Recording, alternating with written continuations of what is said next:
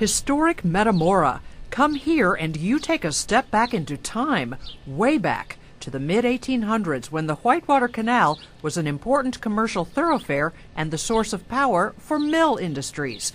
Today, the mill still operates, but the only transportation on this stretch of waterway is the Ben Franklin III, a horse-pulled tourist attraction.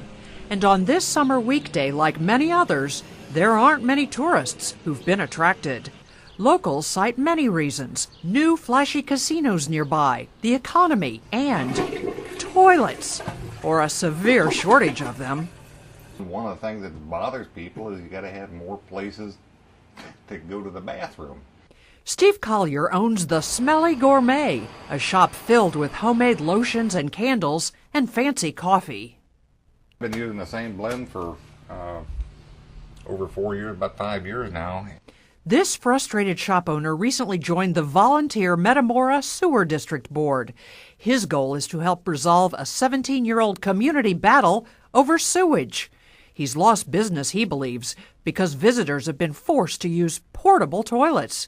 Some businesses have no toilets. Some are on septic systems and don't allow the public to use their facilities. But worse, says Collier, are his health concerns.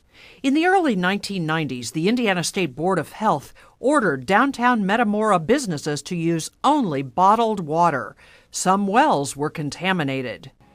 And it was a mess down there, and they had the septics running into their wells.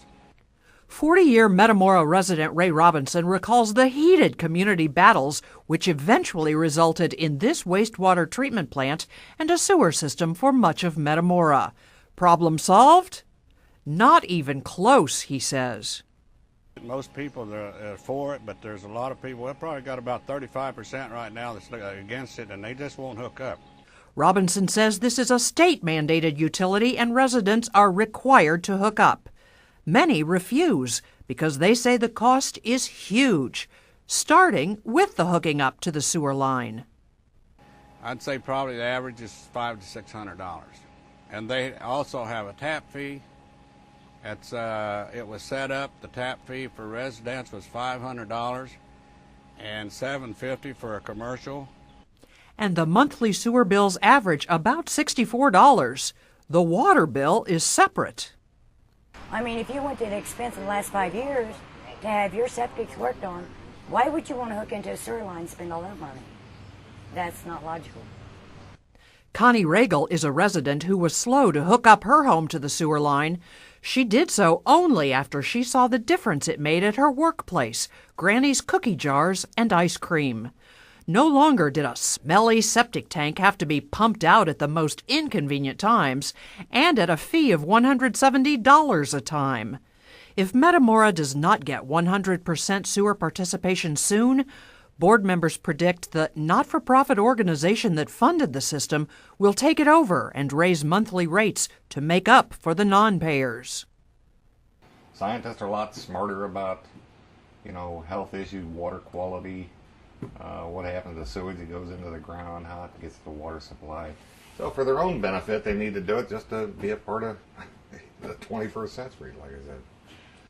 Town officials have successfully taken 2 non-compliant Metamora residents to court, but they don't like doing that to neighbors.